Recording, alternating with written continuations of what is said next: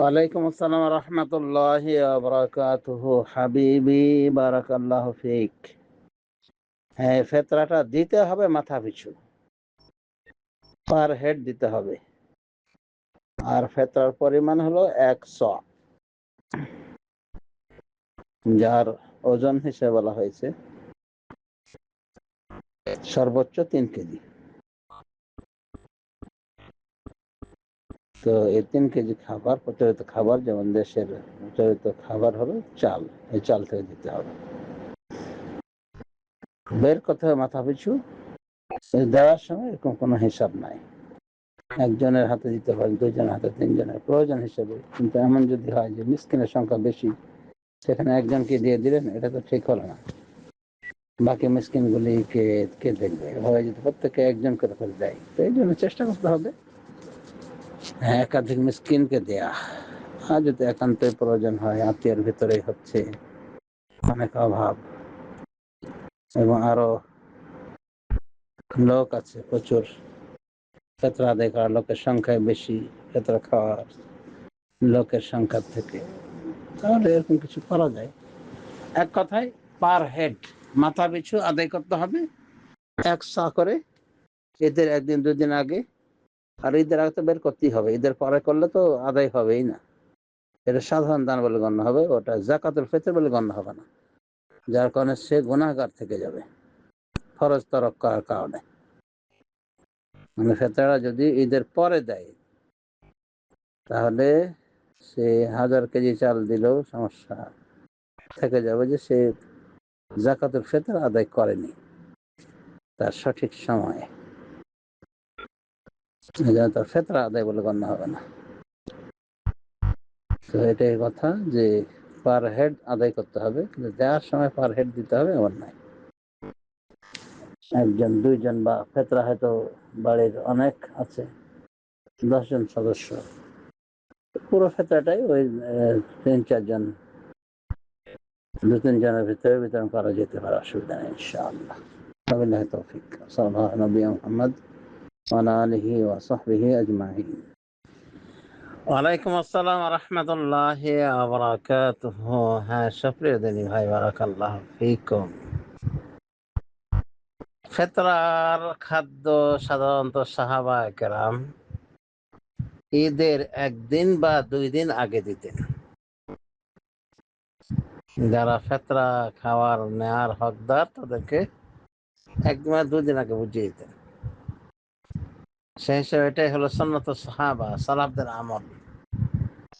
তাই এটাই করা উচিত, বেশি দিন আগে নয়, 1 দিন 2 দিন আগে। তো যা হোক, এটা যা করেছেন আর করবেন না, এত আগে ফেতরা দেওয়ার নিয়ম না, সঠিক নিয়ম না আর কি। ফেতরা হয়ে যাবে ইনশাআল্লাহ, তবে এমনটা করবেন না সামনে থেকে। এমনি ফকির মিসকিন তো আপনি দিতেই পারবেন, বিদায় আপনার বাড়িতে যারা আছেন, আর কিছু দিয়ে দেওয়া যাবে নাকি? কিন্তু ফেতরাটা পরে দেবেন, সময় মতো দেবেন, ঈদের 1 দিন 2 দিন আগে। তবে ঈদের আগে আগেই দিতে হবে অবশ্যই। ঈদের পরে যদি দেন, ফেতরা কিন্তু আদায় হবে না। 1000 কেজি যদি দেন, তবুও আদায় হবে না ঈদের পরে দিলে। এটা সাধারণ দান বলে গণ্য হবে, ফেতরা বলে গণ্য হবে না। তাই অবশ্যই চেষ্টা করবেন ঈদের আগে দিয়ে দেওয়ার, আর ঈদের বেশি আগে দিবেন না।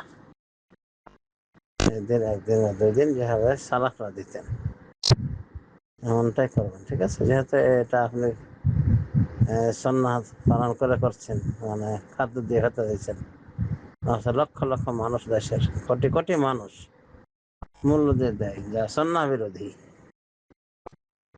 তো যেখানে আপনি এটা ঠিক করে নিয়েছেন ফেতরা হিসেবে খাদ্য দিয়ে, এটাও ঠিক করে ফেলবেন।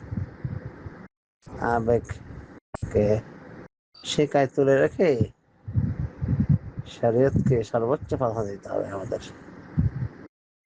তো আশা করি এমনটা আর করবেন না সামনে থেকে, বা আপনার বাড়িতে করবেন না, তাহলে হবে। আর ফেতরা খাদ্য এই মসজিদের মতো করে ফকির মিসকিন এভাবে না দিয়ে, মিসকিন যারা বাড়ির আশপাশে আছে, অভাবী মানুষ, ওদেরকে দিয়ে দেবেন। মুষ্টি মুষ্টি করে না দিয়ে কাউকে আস্তে একটা ফেতরা ধরাই দিলেন, একটা বা দুইটা বা তিনটা, বা কাউকে 1 কেজি, কাউকে 2 কেজি। আর ফেতরা তো 100 দিয়ে হয়, 100 ফেতরাই, যার সর্বোচ্চ পরিমাণ বলা হয়েছে 3 কেজি। 3 কেজি, কেউ একটু বেশি বলে, কেউ কম বলে, 3 কেজি দিলে হবে ইনশাআল্লাহ। 2.5 কেজির কথা কেউ কেউ বলেছে, তবে 3 কেজি দেওয়াটাই ভালো, বেশি উত্তম ও নিরাপদ। যাই হোক, আশা করি উত্তর পেয়েছেন মানুষ। বারাকাল্লাহ ফিক। ওয়ালাইকুম আসসালাম রহমতুল্লাহি ওয়া বারাকাতুহু। হাবিবি বারাকাল্লাহ ফিক। তারাবিহ এবং কিয়ামুল লাইল বলে দুটি পৃথক ভিন্ন ভিন্ন সালাত নবী সাল্লাল্লাহু আলাইহি ওয়াসাল্লাম পড়েননি। সুতরাং দুই সালাতের একই নাম। ওই রাতের ওই অংশে পড়লে, মানে এশার পরে পড়লে ওটা তারাবিহ, তাও আবার রমাদানে। আর রাতের শেষাংশে পড়লে ওটাকেই বলে কিয়ামুল লাইল, তাহাজ্জুদ, সালাতুল লাইল ইত্যাদি। তো নবী সাল্লাল্লাহু আলাইহি ওয়াসাল্লাম এভাবে দুরকম সালাত পড়েনি, এমনকি শেষ দশকেও তারাবি বলে যে ওই রাতে পড়ছেন 8 রাকাত, আবার এই রাতে 8 রাকাত পড়েছেন, এমন কোনো প্রমাণ পাওয়া যায় না। তবে কিছু আলেম ওলামা আম হাদিসের উপর ভিত্তি করে পড়ার পক্ষে আছেন, বিপক্ষেও আছেন, পক্ষেও আছেন। দেখলাম শেখ সালেহ ফাওজান এবং শেখ ইবনে উসাইমিন কিয়াম করার পক্ষে, পক্ষান্তরে শেখ আলবানী সম্পূর্ণ বিরোধী।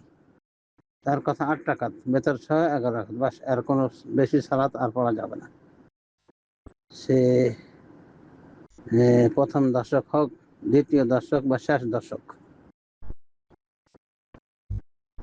কোন ক্রমেই 11 রাকাতের বেশি পড়া যাবে না। তারা ভেতর 11 রাকাত বেশি পড়া যাবে না। এবং উনি মা আয়েশা রাদিয়াল্লাহু আনহা হাদিসটাকে পুঁজি করেছেন, যেখানে মা আয়েশা রাদিয়াল্লাহু আনহাকে জিজ্ঞাসা করা হয়েছিল যে নবী সাল্লাল্লাহু আলাইহি ওয়াসাল্লামের রমাদানের সালাত কেমন ছিল, রাতের সালাত। তিনি বলেছেন, মা কান নবী সাল্লাল্লাহু আলাইহি ওয়াসাল্লাম ইয়াজিদু ফি রমাদান ওয়ালা ফি গায়রিহি আলা 11 রাকাত। নবী সাল্লাল্লাহু আলাইহি ওয়াসাল্লাম রমাদানের বাইরে কোনো সময় 11 রাকাতের বেশি পড়তেন না। বুখারী মুসলিম হাদিস। এটাকে শেখ আলবানী পুঁজি করেছেন এবং এর বেশি পড়ার চরম বিরোধিতা করেছেন। তবে আমরা বলবো যে না পড়াটাই ভালো, উত্তম না পড়া। যদি কেউ পড়তে চাই সেটা তার ব্যাপার, আমরা বলবো উত্তম হলো না পড়াই।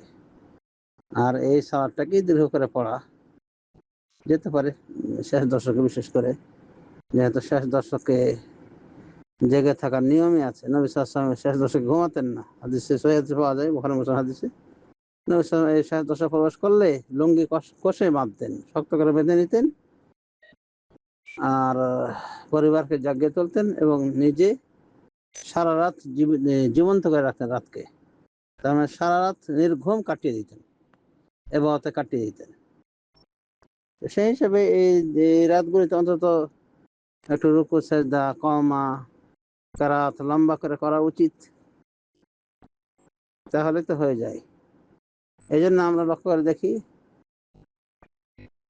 সৌদি আরবে দেখেছি কোনো কোনো মসজিদে ওই শেষ দশকে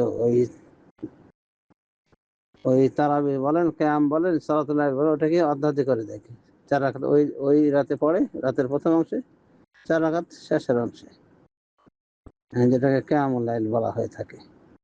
মানে কিছুটা দীর্ঘস্থায়ী করে পড়া হয় কোনো কোনো মসজিদে। আমি নিজে শরীক হয়েছি, আমি নিজে দাওয়া সেন্টারে ছিলাম না, ওখানে ইমাম এভাবে পড়তো 4 রাকাত ওই রাতে, 4 রাকাত এই শেষ রাতে এবং ভিতর হতে লাস্টে। এইভাবে পড়লেও পড়া যেতে পারে শেষ দশকে। লম্বা করে করে পড়লাম, হয় 2 ভাগে ভাগ করে দিলাম, প্রথম রাতের প্রথম অংশে এবং শেষের অংশে, অথবা সালাদটাকে পিছিয়ে দিলাম, দিয়ে ওই 1 ঘন্টা আগে উঠে কিয়ামুল লাইল যেভাবে করা হতো নবী সাল্লাল্লাহু আলাইহি ওয়াসাল্লাম করতেন, সেভাবে সময় লাগিয়ে করলেই যথেষ্ট হয়ে যায়। সুতরাং তাহাজ্জুদ, তারাবিহ, কিয়ামুল লাইল, সালাতুল লাইল একই নামাজের নাম মুহাক্কিক উলামায়ে কেরামের নিকট। রাতের প্রথম অংশে পড়া হয় বলে ওটাকে তারাবিহ বলা হয়ে থাকে, আর শেষাংশে পড়া হলে ওটাকেই বলা হয় কিয়ামুল লাইল, সালাতুল লাইল, তাহাজ্জুদ ইত্যাদি। অতএব আশা করি এতক্ষণ বুঝে হয়েছে কোনটা করা উত্তম আর কোনটা করা উত্তমের খেলাফ। আল্লাহু আ'লাম। ওয়া সাল্লাল্লাহু আলা নবিয়্যিনা মুহাম্মদ ওয়া আলা আলিহি ওয়া সাহবিহি আজমাইন।